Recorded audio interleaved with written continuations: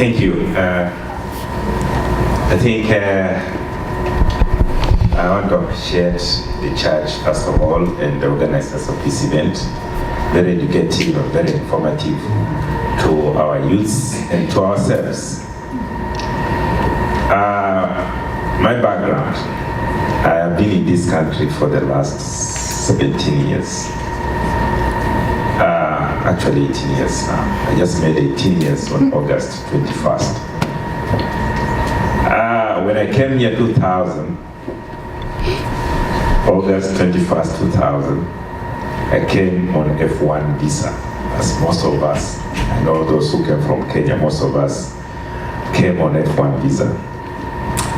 And the challenges were, I just come from a very, it's a poor family. I was raised, I grew up with my grandmother, went to high school, never saw a dog from 10th grade, never went to 10th grade because of lack of school fees.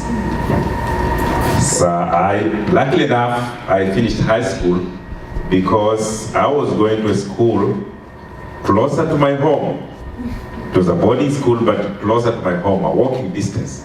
In fact, for 4 years I was in high school, I never boarded any vehicle. I was going to school on opening day, carrying my box on my head and coming back every end of semester on foot. And I thank God that I went to that kind of school. If I had gone to Kamsinga High School, those who come from Western Province, I come from Busia, Kamsinga, where they selected me to join Form 1, I could not have made it because of school fees. So here I am in Form 1. My grandmother was the one taking care of me, getting cotton, selling cotton for me to go to Form 1. I completed well. Form 2, there was no school fees. My elder brother was in college by then. And so what I used to do was to sneak to school every weekend, Friday, get some materials from my classmates, go home, copy the materials, read at home, faster.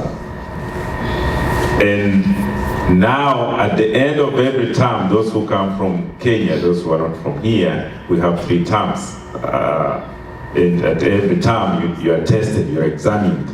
So at the end of every term, there was no headmaster or principal who could chase away any student. So I would sneak in and do my exams. That's first term. Luckily enough, I was always the first one in class, first term, second term, third term. Now, when we were going to 11th grade, there was no way out. They would tell me to repeat my 10th grade when I was the best in class. So that's how I ended up now choosing art-based courses, behavioral science courses, not science courses, because I missed out on practicals. I couldn't do a lot. So I ventured into behavioral sciences. I managed to finish my high school. In fact, the school gave me the grant to finish now my high school. That's how I completed my high school. After high school, I went to Nairobi University, got my bachelor's degree, first class honors degree, and then I had a dream. The dream was to come to US. I came through my cousin, who was then by then here, struggled to get me I-20s, and those days they were mailing I-20s, they were not like on emails and all that. The mails get mixed up there, you don't get your mail back at home in Kenya. Sometimes you get it, sometimes the post office just open those emails at home, knowing that maybe there's some money stuck, there's some dollars in there, so you don't even get them. In fact, the first mail got lost, the second one is the one I got. When I got that one, I went to the visa the first time, the second time I didn't get it. The second time is when I got the visa to come. Anyway, to cut the story short, here I am in US 2000, here I am an F1 student, I don't have tuition, I don't have anything. What do? I start working in construction companies, 712s, and I wish those kids were here to see how suffering it is to go to the school. 712, that means you work 12 hours every day, Monday through Sunday, and you carry 12 credit hours because you are an F1 student. If you don't do that, you get out of way. You're delinquent in your migration, become a problem in the migration. So it became so tough for me going to college. Because I was going for master's degree, I had to go to community college first. Now I lower my standard because I can't afford the tuition for master's program. So what did I do? Started doing some computers at San Jacinto Community College while doing the 12 of 7s, making sure I pay for my apartment, pay my bills, making sure I pay for my tuition. And it's always good that you learn to be responsible yourself at a very early age. And at the same time, I was paying tuition for my siblings back at home. So what I did was, I had to go back to do my master's program, but I developed an interest in serving special needs individuals. And that's how I developed interest in the business that I am in. I started doing direct care stuff, whereby you serve these special individuals who are mentally incapacitated, 6 of them in a home, earning $6 an hour. That means you're being paid $1 for each client you're serving, $6 an hour by that time. And so I figured for me to go to school for my master's program and pay for it was to work in 2 settings of the same. I had an apartment, but I used not to sleep in that apartment because I'd work night shift, and then in the morning I go to the day shift, but at 5 o'clock I go to school for my master's program up to 10 o'clock, then I go back to work, then that's how I used to do my life. My life was rotating behind that. So I developed this interest. After my master's program at University of Houston, I was promoted to program manager, where I was working from supervision to program manager, and then for special needs still. So what I did was I enrolled in PhD program, doing my master's. And what motivated me now after master's was I would now teach. I went to teaching, and I wish the kids were here. For one thing, if you're a parent here, like me, like others, I started teaching community college after master's and still working as a program manager in the other field that made me who I was. One thing is, when I started teaching community colleges, I was teaching one of the courses was learning skills. And these learning skills, there's one major topic, and one thing that I advise parents is, if you want to do something, if your kids come home, and that's what I do for my kids, if they come home on Friday, they come home on Monday, like the assignments are due on Monday, I don't let them wait until Monday. I don't allow procrastination. That's one thing we should discourage our kids, never to procrastinate, because you never know what's going to happen tomorrow. Never procrastinate on what you want to do. Take it on the very time it comes. So that is what I learned, and what I impart, what I advise parents, what I advise students, what I advise kids. Even right now, I'm still a professor, but I advise students not to procrastinate. Procrastination is one of the things that bring us down, because once you start procrastinating, you'll say, okay, I finished high school now, I'm okay, I'm going to go to college after next year. I'm going to go to college in the fall, spring, summer. I'm just taking a rest, and time is money. So let's not procrastinate about stuff. To go back on what I did for business was, when I was doing my PhD, the company I was working with, the owner sold it out to another business entrepreneur. So these new owners, they came with their own team. So when they came with their own team, they maintained me on my position. But there was some kind of another follower, because whoever they came with who was serving my position, I was eager to get me out of there so that I would not be close to the CEO at all. She was an American, and jealousy played the role. I knew that my education level was not equivalent to hers. I threatened her position, so they had to let me go by all ways and means. And by then, I was doing my dissertation. I was just collecting the data for my dissertation. I couldn't go out to start looking for another job. So what I did, when they let me go, I just stayed home. I said, I can't start looking for a job. Let me try to apply for unemployment. But at the same time, I was teaching at community college, so I couldn't apply for that. But luckily enough, I'd worked for this company for 10 years. I had a rapport with the staff, I had a rapport with the parents to these individuals, I had a rapport with the individuals. When they let me go, they didn't tell these parents or send out information, so and so is no longer with the company. Hey, I never knew how important I was. Started getting calls from parents, from the staff, where are you? I said, no, I'm no longer there. The company started going under. So what happened was, one of my mentor and motivator, Martin Luther, he was in this business and he's in this business. He knows a lot about it. He told me, no, you're 9 years, you want to go in this area.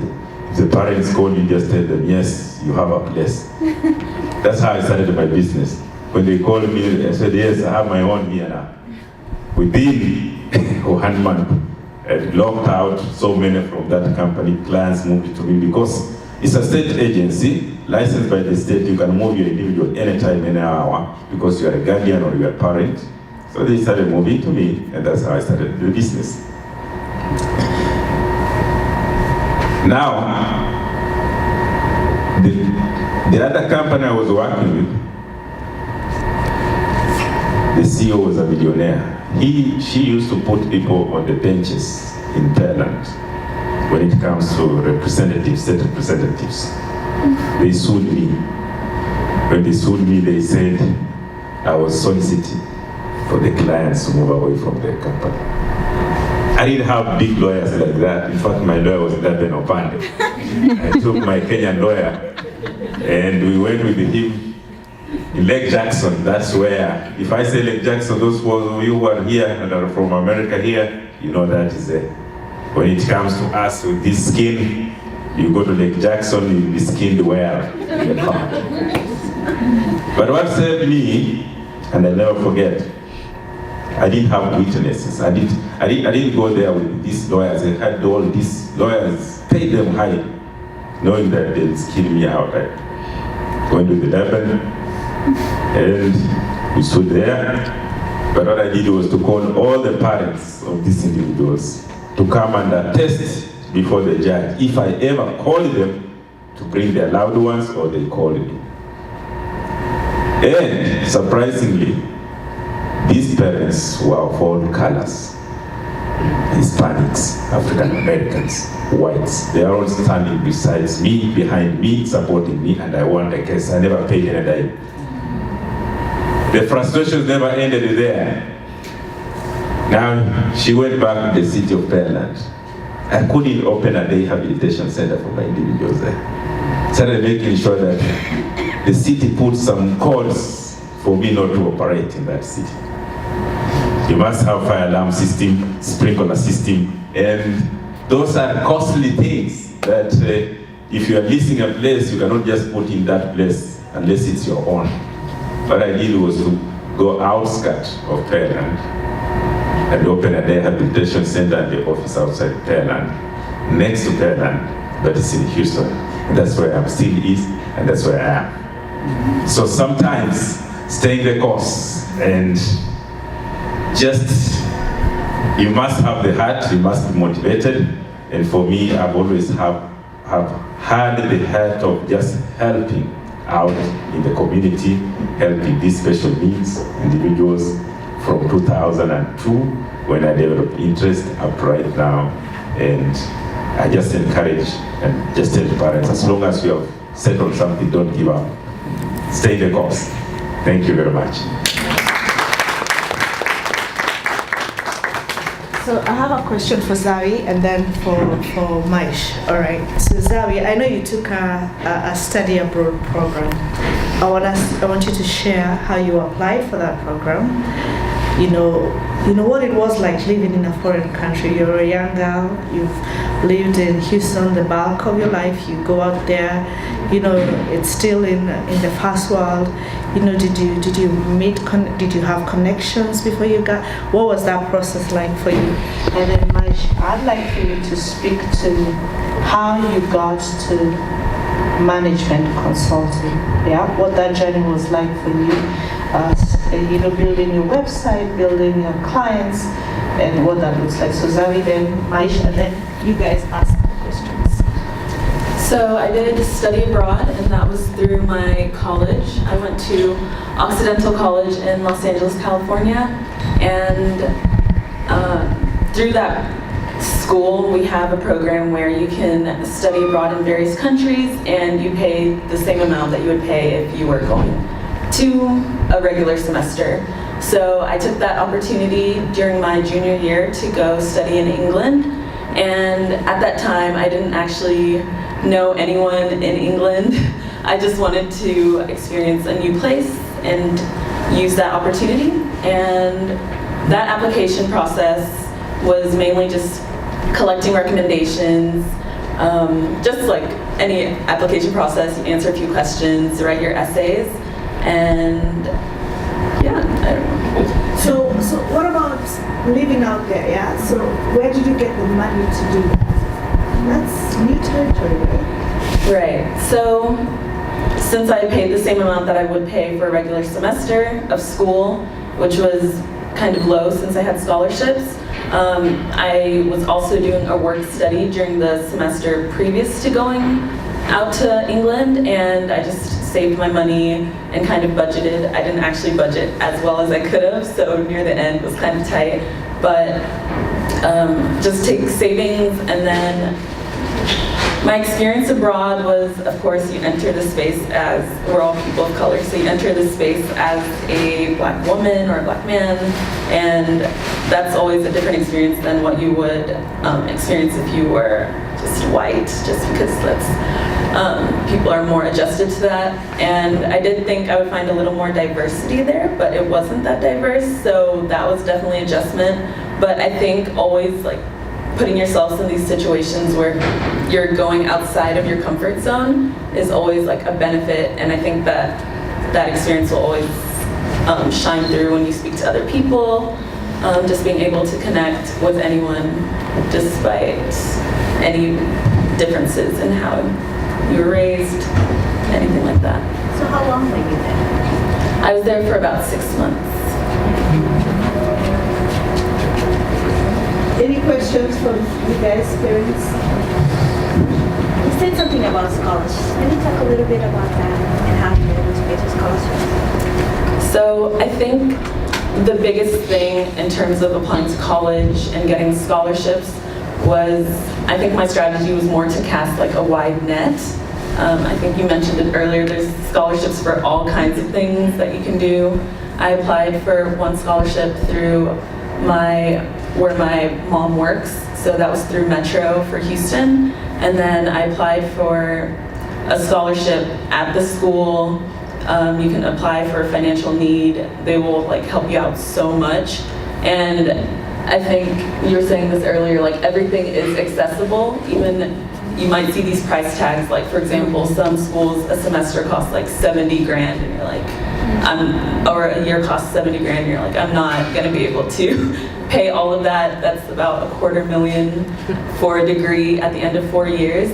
And I think picking a school that will give you financial aid or just help you out is really important, because at the end you don't want to come out with all of this debt. And I think there's opportunities at any school that you go to, and it doesn't always have to be the biggest name school, but if you can just find those opportunities within wherever you're at, that's key.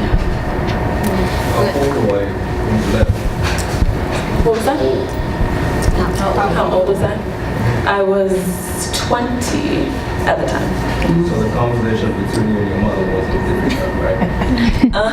Well, for college, I had already moved out to Los Angeles, California. So I think we already had those like tough conversations of, why won't you stay around? But I think in the end, being from a different country already and for having parents that have already moved across countries, I think we should really encourage anyone that we're bringing up to just expound their boundaries. And so to that end, I'd like to add, I met a parent some time back, and I asked their daughter, so why did you choose the school that you applied to? And she told me, it's because this is what my mom can afford. And actually, that was one of the reasons I said we must propel this conversation. Yeah, we are limiting ourselves to. It's like we don't understand our identity as children of God, yeah? So you work out your faith, you work out your salvation, and then you dream. Because look here, guys, the things that you cannot do for yourself, and you engage God, and He does those things for you, they bring God more glory, right? So that's all the more reason why we must dream big. I'm not going to limit my son or my daughter to, we must apply within Texas, because if I go out of Texas, I'm going to be out of school. I was like, what are you doing? What are you doing having this kind of conversation with your child? Let's apply within Texas, because in-state tuition and mommy can afford, So I hope this really, really opens your eyes to see there's opportunity out here. There is opportunity, like. So maybe you could tell them. Sorry, I have a cold. I don't need that. Maybe you could tell them about how you applied to Princeton, not even knowing you would make it there. You got the email and you're like, oh my God, I made it. You don't have to limit yourselves. Right. So during my junior year of college, I did a fellowship program at Princeton over the summer, and that's called the Public Policy and International Affairs Fellowship. If anyone who's interested in that, I can really speak to that. There's as I mentioned earlier, there's a lot of opportunities available at every school. Any college that you land at has access to these opportunities if you put in your application. And if you're doing the work at your school, you can always list what you're doing, no matter what school you're at. So I saw this person who was 2 years above me, and I think that speaks to the importance of having a mentor. 2 years above me, they did this amazing program at Berkeley, because it's at Berkeley, it's at Princeton, it's at Carnegie Mellon. And I was like, oh, that would be really amazing to do these programs. And for these types of programs, you have to apply a year in advance. So if you don't have any idea that it exists, 2 months out, it's just not going to work. So you really need to have someone that you're looking to maybe that's already done these things, so you can be like, oh, okay, that's an opportunity that's available to me. That's an opportunity that's available. So I applied during the fall of my junior year, and in the summer from junior to senior year, I did 7 weeks at this public policy fellowship, just with 30 top-notch students from across the country who are now working with senators, and these are connections that I will build upon in the future. So just never limiting yourself. I definitely didn't think I would get into a program at Princeton. I was just you have to put your hat in the ring, because if you don't apply, you're obviously not going to get it. But if you apply, you give yourself a chance. Awesome. I have a question for Dr.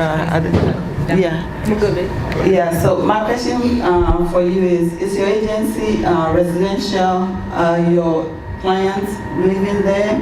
And also, how did you get the state to register for you?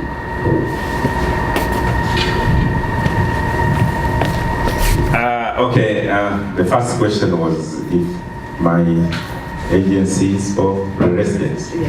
I own 10 group homes, and clients live there. There's also a rehabilitation center where they go Monday through Friday.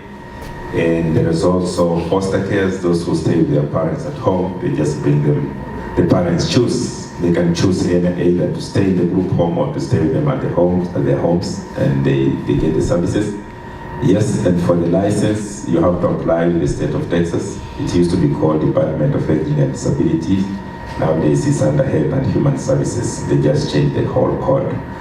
You go there, this application process, it takes some time to review the forms, and then once they select your agency, you go to Austin for a 3-day class, and then you sit for exams. You must pass exam with a 75% and above to be licensed.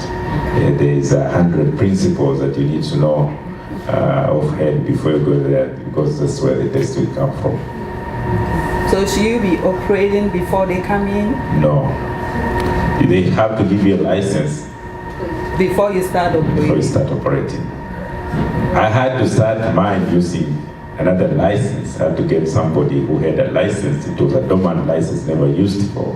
Bought it immediately because these parents were calling, wanting services for me to offer to their sons and daughters. So that's how I went through it very fast within